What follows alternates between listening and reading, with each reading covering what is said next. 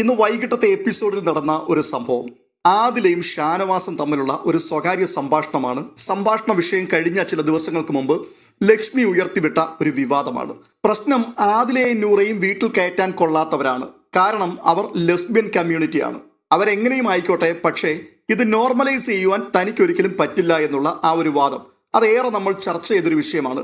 പക്ഷേ ഇപ്പോഴും അത് ആ വീട്ടിൽ അവിടെയും ഇവിടെയും ഒക്കെ ആയിട്ട് പുകയുന്നുണ്ട്. ഇരുവരും തമ്മിൽ വാക്കുതർക്കങ്ങളൊക്കെ ഉണ്ടാകുമ്പോൾ അങ്ങോട്ടും ഇങ്ങോട്ടും മൊന വെച്ചുള്ള സംസാരങ്ങളും കാര്യങ്ങളും ഒക്കെ സംഭവിക്കുന്നുണ്ട്. പ്രത്യേകിച്ച് ഫാമിലി വീക്ക് വന്നപ്പോൾ ലക്ഷ്മിയുടെ അമ്മ സംസാരിച്ച ചില വാക്കുകൾ, ആ വാക്കുകൾ വീണ്ടും അവിടെ ചർച്ചയായി മാറി. ഇന്ന് മോർണിംഗ് ആക്ടിവിറ്റിയിലും അല്പസ്വല്പമായി എന്തൊക്കെയോ പ്രശ്നങ്ങളുണ്ടായി. അതുകൂടാതെ ബിന്നി ആ വിഷയത്തിനകത്ത് ഇടപെട്ട് കുത്തിത്തിരിപ്പ് നടത്തുന്നതായിട്ട് ഷാനവാസ് പറയുന്നുണ്ട്. അപ്പോൾ ഈ വിഷയത്തെക്കുറിച്ചുള്ള സംസാരത്തിൽ ഷാനവാസ് തൻ്റെതായിട്ടുള്ള ചില നിലപാടുകൾ പറഞ്ഞു. ഷാനവാസിന്റെ നിലപാട് അത് കേൾക്കാൻ വളരെ ഭംഗിയുള്ളതാണ്. എന്ന് വെച്ചാൽ ഈ കാലഘട്ടത്തെ മനസ്സിലാക്കുന്ന, മനുഷ്യന്റെ മാറ്റങ്ങളെ മനസ്സിലാക്കുന്ന, ശാസ്ത്രീയമായിട്ടുള്ള പല കാര്യങ്ങളെയും ഉൾക്കൊള്ളുവാൻ കഴിയുന്ന, പ്രത്യേകിച്ച് പുരോഗമന ആശയങ്ങളെ അതുപോലെ നെഞ്ചിലേറ്റുന്ന പുതിയ തലമുറയ്ക്ക് മാത്രം ഉൾക്കൊള്ളാൻ കഴിയുന്ന ചില കാര്യങ്ങളൊക്കെയാണ് ഷാനവാസ് പറയുന്നത്. ഞാനിത് പറയുമ്പോൾ പഴയ ആൾക്കാർക്ക് ഇതൊന്നും ഉൾക്കൊള്ളാൻ കഴിയാത്തവരാണെന്ന് ചിന്തിക്കരുത്. ഉൾക്കൊള്ളുന്ന ധാരാളം വിവരമുള്ള ആൾക്കാർ നമ്മുടെ സമൂഹത്തിലുണ്ട്. ഞാൻ പറഞ്ഞു വന്നത് ലെസ്ബിയനെ കുറിച്ചും ബൈസെക്ഷലിനെ കുറിച്ചും ഗേ കമ്മ്യൂണിറ്റിയെ കുറിച്ചുമൊക്കെയാണ്, അല്ലെങ്കിൽ LGBTQ കമ്മ്യൂണിറ്റി മുൻപോട്ട് വെക്കുന്ന ആശയങ്ങളെക്കുറിച്ചാണ്. അതിന്റെ പിൻപിലെ ശാസ്ത്രം എന്താണ് എന്ന് നല്ലൊരു ശതമാനം ആൾക്കാർക്കും അറിയില്ല.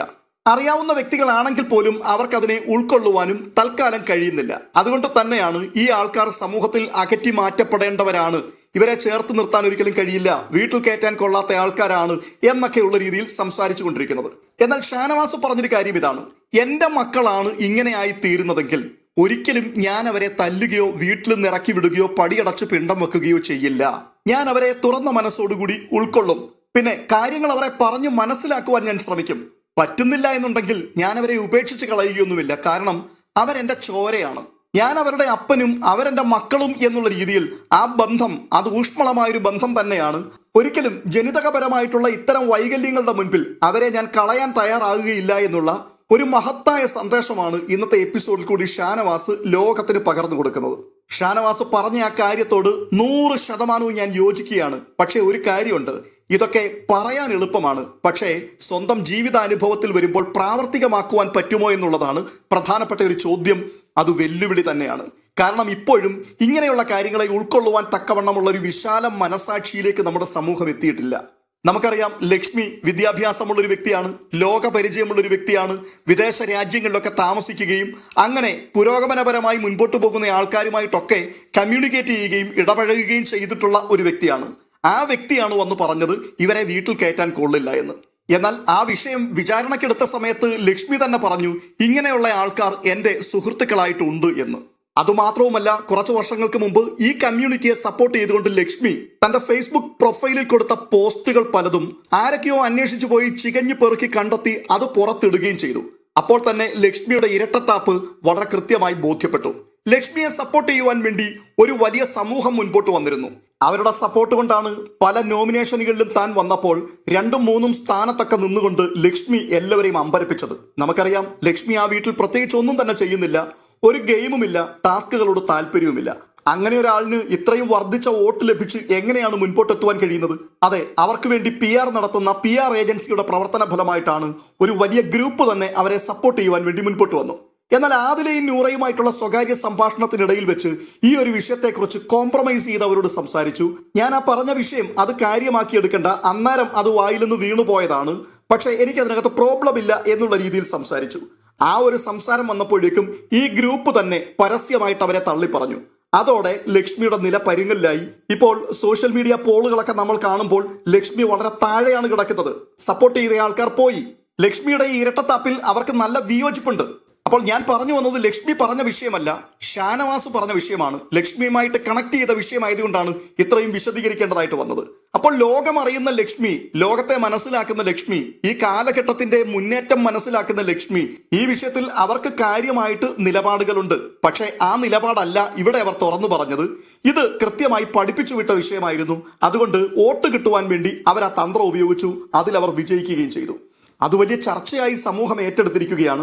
ഇപ്പോഴും ബിഗ് ബോസ് വീട്ടിൽ ആ വിഷയം പുകഞ്ഞുകൊണ്ടിരിക്കുകയാണ്. ലക്ഷ്മിയും ആദിലയും നൂറയും ഒക്കെ ആയിട്ട് ഇടയ്ക്കിടയ്ക്ക് ഉരസലുകൾ നടത്തുമ്പോൾ ഈ സംഗതി അവിടുന്ന് ഇവിടുന്ന് ഒക്കെ പൊങ്ങി വരികയും ചെയ്യുന്നുണ്ട്.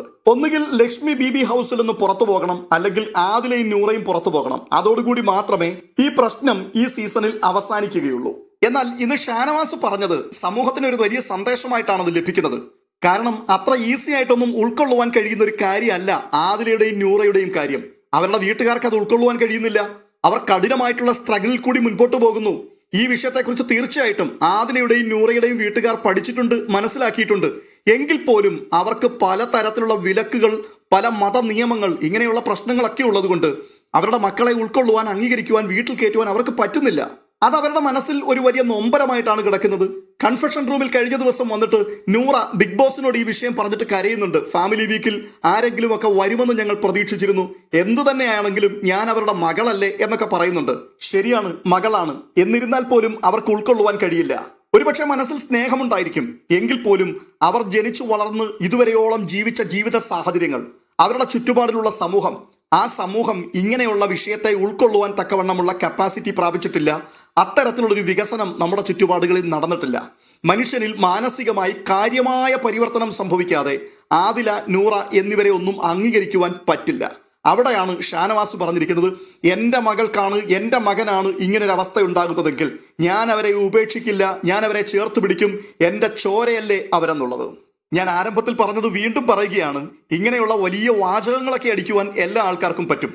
പക്ഷേ റിയാലിറ്റിയുടെ മുൻപിൽ വന്ന് നിൽക്കുമ്പോഴാണ് മനുഷ്യരാകപ്പാടെ തകർന്നു പോകുന്നത്. ആ സമയത്ത് ഈ പറഞ്ഞ കാര്യങ്ങളൊന്നും വിഴുങ്ങാനും പറ്റില്ല, മുൻപോട്ടൊരു സ്റ്റെപ്പ് വെക്കാനും പറ്റില്ല, വല്ലാതെ കുഴഞ്ഞു പോകുന്ന സാഹചര്യങ്ങളുണ്ടാവും. ഇപ്പോൾ ഷാനവാസിന്റെ കുടുംബത്തിൽ അങ്ങനെ ഒരു പ്രശ്നം ഇല്ല എന്നുള്ളത് അയാൾക്ക് നന്നായിട്ട് അറിയാവുന്ന കാര്യമാണ്. അതുകൊണ്ട് പറയുവാൻ കഴിയും, എൻ്റെ മക്കളാണെന്നുണ്ടെങ്കിൽ ഞാൻ തള്ളിക്കളയില്ല. ഇവിടെ ഷാനവാസ് കള്ളത്തരമാണ് പറയുന്നത് എന്ന് ഞാൻ സ്ഥാപിക്കാൻ വരികയല്ല. ഇതൊക്കെ എല്ലാ ആൾക്കാർക്കും വാചകമടിക്കാൻ പറ്റും. ഈ പറയുന്ന ഞാനാണെങ്കിൽ പോലും അത്തരം ഒരു സാഹചര്യത്തിന്റെ മുൻപിൽ നിൽക്കുന്ന സമയത്താണ് നമ്മൾ കൂടുതൽ തകർക്കപ്പെടുന്നത്, കൂടുതൽ പ്രതിസന്ധിയിലായി പോകുന്നത്. അല്ല എങ്കിൽ നമ്മുടെ സമൂഹം അതിനനുസരിച്ച് വീണ്ടും വീണ്ടും പുരോഗമിക്കേണ്ടതായിട്ടിരിക്കുന്നു. എന്ന് വെച്ചാൽ ആദിലയും നൂറയും പറയുന്നത് പോലെ ഇത് നോർമലൈസ് ചെയ്യപ്പെടാത്തിടത്തോളം കാലം ഇത് വലിയ പ്രശ്നമാണ്. ഈ കമ്മ്യൂണിറ്റിയുടെ ഭാഗമായി പോകുന്ന വ്യക്തികൾക്കും അവരുടെ മാതാപിതാക്കൾക്കും ഈ സമൂഹത്തിനുമെല്ലാം ഇതൊരു വലിയ പ്രശ്നം തന്നെയാണ്. എത്ര കാലം ഫൈറ്റ് ചെയ്തിട്ടാണ് ഇന്ന് അല്പമെങ്കിലും അവർക്കൊരു സ്വീകാര്യത ലഭിച്ചിരിക്കുന്നത്. അങ്ങനെയാണെന്നുണ്ടെങ്കിൽ ഇനിയും ദീർഘകാലമുള്ള പോരാട്ടങ്ങളിൽ കൂടി മാത്രമേ ഈ ഒരു സമൂഹത്തെ നോർമലൈസ് ചെയ്യപ്പെട്ടൊരു അന്തരീക്ഷത്തിലേക്ക് കൊണ്ടുവരുവാൻ കഴിയുകയുള്ളൂ. അപ്പോൾ തീർച്ചയായിട്ടും ഷാനവാസ് പറഞ്ഞ അഭിപ്രായം അത് വളരെ വാലിഡ് ആയിട്ടുള്ളൊരു കാര്യമാണ്. ആ അഭിപ്രായത്തോട് 100% ഞാൻ യോജിക്കുന്നുണ്ട്. പക്ഷേ അത് ഹൃദയത്തിനകത്തുനിന്ന് ആത്മാർത്ഥമായിട്ട് വന്നതാണോ, ആദിലയുടെയും നൂറയുടെയും കമ്മ്യൂണിറ്റിയുടെ വോട്ടിനെ ലക്ഷ്യമിട്ടിട്ടാണോ ഇത് സംസാരിക്കുന്നത് എന്നുള്ളത് പ്രധാനമായും കണ്ടറിയേണ്ട ഒരു കാര്യമാണ്. വരുന്ന ചില ദിവസങ്ങൾ കഴിയുമ്പോഴേക്കും പല ആൾക്കാരും അതിനകത്തുനിന്ന് കൊഴിഞ്ഞു പോകും. ആദിലയും നൂറയും ഒന്നും അവിടെ തുടരാനുള്ള സാധ്യതകളില്ല. അപ്പോൾ ഫൈനൽ 5 വരുന്ന സമയത്ത് ആ ഒരു കമ്മ്യൂണിറ്റിയുടെ വോട്ട് ലഭിക്കേണ്ടതിന് ഇങ്ങനെ ധീരമായൊരു തീരുമാനം എടുത്താൽ അത് തീർച്ചയായിട്ടും ഗുണകരമായിരിക്കുമെന്ന് ഷാനവാസിന് നന്നായിട്ട് അറിയാം. അതുകൊണ്ടായിരിക്കും താനത് പറഞ്ഞതെന്നാണ് ഞാൻ ചിന്തിക്കുന്നത്. ഇതെൻ്റെ ഊഹം മാത്രമാണ്. ഷാനവാസിന്റെ ഹൃദയത്തിനകത്ത് കയറി ഇരുന്നു കൊണ്ട് അയാൾ പറഞ്ഞത് ആത്മാർത്ഥമായിട്ടാണോ അല്ലയോ എന്നുള്ളത് സൂക്ഷ്മദർശിനി വെച്ച് പരിശോധിച്ചിട്ടൊന്നും അല്ല പറയുന്നത്. ഇതെല്ലാം ഊഹാപോഹങ്ങൾ മാത്രമാണ്. അതുകൊണ്ട് ഷാനവാസ് കള്ളത്തരമാണ് പറയുന്നത്, അഭിനയിക്കുകയാണ് എന്ന് ഞാൻ പറഞ്ഞതായിട്ട് ആരും ചിന്തിക്കരുത്. ഒരു പക്ഷേ വോട്ടിന് വേണ്ടിയുള്ള പൊറാട്ട് നാടകമായിരിക്കാം, ഇല്ല എങ്കിൽ ആത്മാർത്ഥമായിട്ടായിരിക്കാം പറഞ്ഞത്. അങ്ങനെ ആത്മാർത്ഥതയോടുകൂടിയാണ് ഇത് പറയുന്നതെങ്കിൽ അത് ഉജ്ജ്വലമായിട്ടുള്ളൊരു തീരുമാനമാണ്. ഷാനവാസിനെ സപ്പോർട്ട് ചെയ്യുന്ന ഷാനവാസ് ഫാൻസ് മുഴുവനും ഈ വിഷയത്തിൽ അയാളോട് ചേർന്ന് നിൽക്കുമോ എന്നുള്ളതാണ് കണ്ടറിയേണ്ട കാര്യം. ഇനി ഇങ്ങനൊരു പ്രസ്താവന അദ്ദേഹം പറഞ്ഞതുകൊണ്ട് നാളെ ഷാനവാസ് ആർമിയിൽ നിന്നും ആൾക്കാർ കൊഴിഞ്ഞു പോകുമോ എന്നൊക്കെയുള്ളത് കണ്ടറിയേണ്ടതാണ്. കാരണം ഉൾക്കൊള്ളാൻ വളരെ പ്രയാസകരമായ ഒരു കാര്യമാണ് അദ്ദേഹം പറഞ്ഞിരിക്കുന്നത്. എന്തായാലും നിങ്ങളുടെ അഭിപ്രായം കമന്റ് ബോക്സിൽ രേഖപ്പെടുത്തുവാൻ മറക്കരുത്. മറ്റൊരു അപ്ഡേഷനുമായി വീണ്ടും കാണാം.